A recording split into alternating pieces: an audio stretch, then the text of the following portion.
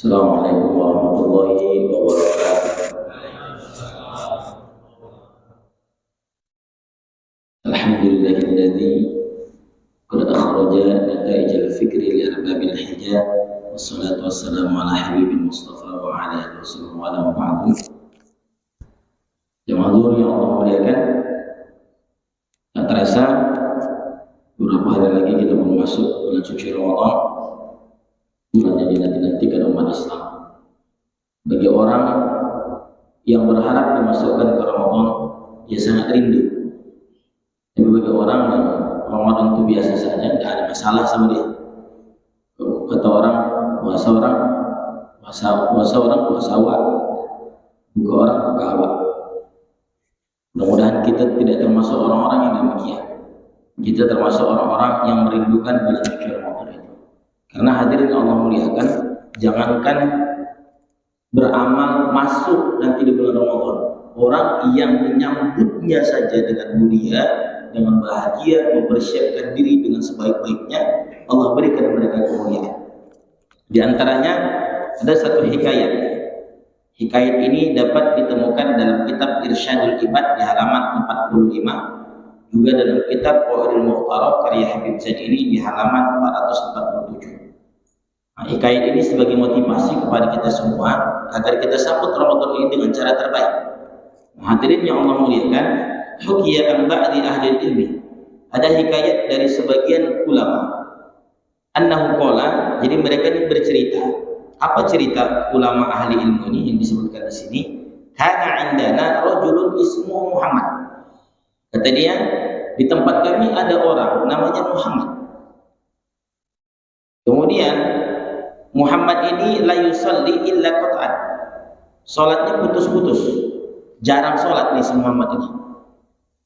Fa idza dakhala syahr Ramadan, tapi tatkala masuk bulan Ramadan, zayyana nafsahu bisyabil fakhirah. Ketika masuk Ramadan, yang tadinya ia jarang salat, masuk Ramadan ini ia hiasi dirinya bisyabil fakhirah, dengan pakaian terbaik. Maknanya ia sambut Ramadan itu dengan pakaian terbaik, pakaian kebanggaan dia, siabil fakhirah wa thayyib, dia pakai wangi-wangian terbaik. Ini bedanya orang-orang dulu menyambut Ramadan dengan orang sekarang. Orang dulu diantaranya cara mereka mau Ramadan tuh pakai baju terbaik. Kalau orang sekarang hari raya baru hati itu baliknya, orang dulu sama orang sekarang. Padahal memang ketika Ramadan nanti pergi, alam pun menangis, sedih mereka. Kemudian wa yasumu, Muhammad tadi puasa di bulan Ramadan, wa yusolli, ia sholat, wa yaqdi ma fatahu, dan mengkodo semua sholat yang pernah dia tinggalkan. Nah, jadi dia mengkodo semua sholatnya yang pernah ditinggalkan di luar Ramadan. Masuk Ramadan ini ia sambut, betul-betul dia inginkan ampunan Allah. Seperti yang disabdakan Nabi, man qama ramadhana imanan wa ihtisaban ghufira lahu ma taqaddama min dhanbi. Hadis riwayat Imam Muslim. Jadi orang yang masuk Ramadan ia laksanakan kemuliaan-kemuliaannya, kemudian dengan karena keimanan dan dia berharap diridhoi Allah, diampuni dosa-dosanya. Nah, kemudian hadirnya Allah muliakan, fakultu lahu fidzalik. Jadi salah seorang daripada ahli ilmu tadi yang menceritakan kisah ini bertanya kepada si Muhammad ini, kenapa kau harus pakai pakaian terbaik menyambut Ramadan? Kenapa kau harus pakai wangi-wangian? Kenapa kau harus sholat? Apa jawaban si Muhammad? Hadza syahrut taubah, sebab ini bulan taubat. Jadi pendosa ini tahu dia bahwa bulan Ramadan itu bulan taubat. Ada pendosa yang semua bulan sama dia, tapi dia ini tahu dia itu bulan taubat, berrahmah, ini bulan rahmat kata dia. Ini bulan berkah. Asallahu ayyatajawaza anni bi fadli.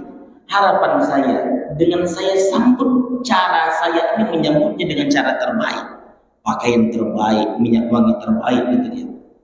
Mudah-mudahan diampuni Allah semua dosa-dosa saya. Dia. Famata.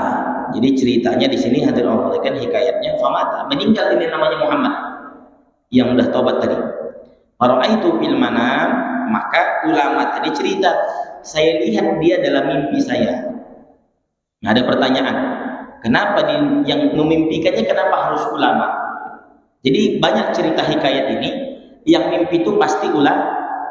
Kenapa harus ulama? Karena kalau tukang sate yang mimpi orang tidak percaya. Tapi kalau ulama yang cerita, pasti orang percaya. Kalau saya yang cerita, orang percaya. Tapi kalau saya ceritakan dalam kitabnya, orang bisa percaya. Karena yang mengarang kitab ini ulama besar. Bahkan digadang sebagai mujaddid abad 14, Habib Zain bin Smith Madinah. Nah, jadi mimpilah orang alim itu, nampaknya dalam mimpi itu. Lalu dia bertanya, "Ma fa'alallahu bika?" Apa yang sudah Allah berikan kepadamu? Apa jawaban orang itu?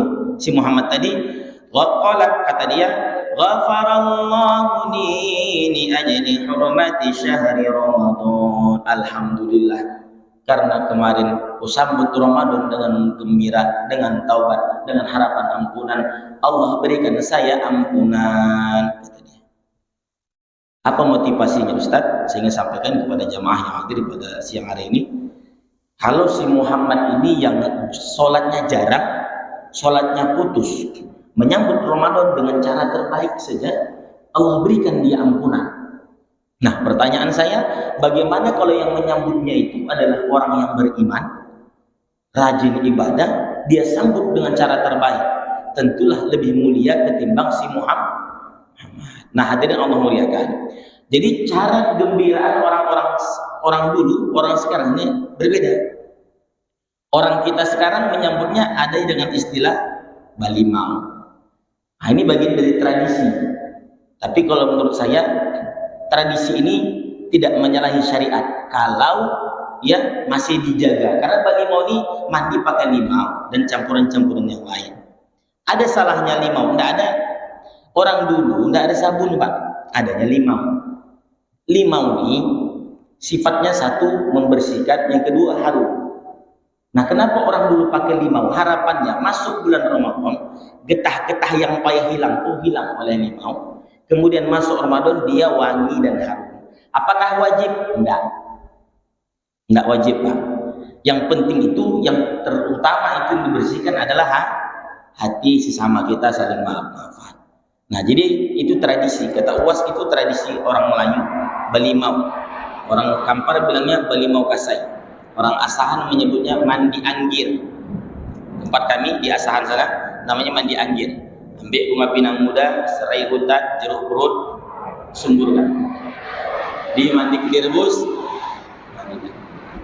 Jadi tujuannya apa, Ustaz? Apa dalilnya? Dalilnya bersih, bersih-bersih. Berbersih apa? Menyambut bulan. Nah, kalau orang tadi dia sambut dengan pakaian terbaiknya, Allah berikan dia kemuliaan, kata ulama. Nah, orang sekarang macam-macam. Selama tidak menyalahi syariat, tidak ada masalah, Pak. Cuman ada yang jadi masalah ketika mandi tadi berkumpul laki-laki dan perempuan yang bukan mahram. Nah, itulah yang diharamkan sebagian ulama. Bukan sebagian, semua ulama sepakat kalau yang begitu ikhtilat namanya haram. Jadi hadirin yang Allah muliakan, macam-macam. Ada yang menyambutnya dengan petang megang, potong ayam, potong kambing, tidak ada masalah. Ini menyambut karena kita bahagia. Tapi kalau menyambutnya lempar bebek di Sungai Siak, kemudian berebut, itu saya tidak berani menyebutkan itu baik atau tidak. Karena saya lihat mudaratnya besar. Kalau ia dapat dia bebek itu, kalau tenggelam di Sungai Siak, meninggal, Pak. Jadi hadirin Allah muliakan, ada macam-macam. Tujuannya satu, tujuannya mereka bahagia. Iya, hadirin Allah muliakan. Ini motivasi kepada kita semua karena sudah dekat-dekat Ramadan. Ayo bapak-bapak, ibu-ibu, kita sambut Ramadan ini dengan cara kita terbaik. Ya, wabil khusus yang terutama kata Nabi, "Fatahhiru anfusakum wa ahsinu niyatakum." Pertama, bersihkan hati. Taubat kepada Allah, kemudian sesama manusia ini harus selesai. Karena kita mau masuk ke bulan suci, harus sucikan diri supaya mudah kita beramal nanti bulan Ramadan. Karena kata ulama, mangkama bi hurmati Sya'ban, orang yang menyambut Sya'ban ini dengan mulia, mengamalkan amal-amalan pada bulan Sya'ban, nanti masuk Ramadan, Bapak-bapak, dia dimudahkan Allah untuk beramal sehingga dia semangat. Kita kan tidak mau puasa 30 hari, di ujungnya dapat 2 stempel. Stempel apa? 1 suhqan, 2 bu'dan. Jadi ada dalam khobar ini sama seperti hadis juga, ya, cuman dia lebih umum, dari sahabat, dari tabi'in, dari nabi. 3. Wa fi urada fil khabar. Jadi disebutkan dalam sebuah khabar nanti di hari kiamat ada orang yang didatangkan Allah dalam keadaan menangis bahagia. Wal malaikatu yatribunahu, malaikat memukulinya dan menggiringnya ke dalam neraka. Fayuqalu, ada yang bertanya, maka nadamu, apa dosa orang itu sampai akan dilempar dia ke neraka sambil menangis? Fayaquluna, jawaban malaikat, hadza rajulun, ini orang adraka Ramadan, sampai dia pada bulan Ramadan, fantahaka hurmata Ramadan, tapi ia merusak kemuliaan Ramadan, wa asallahu ta'ala fihi, dan dia bermaksiat di bulan Ramadan.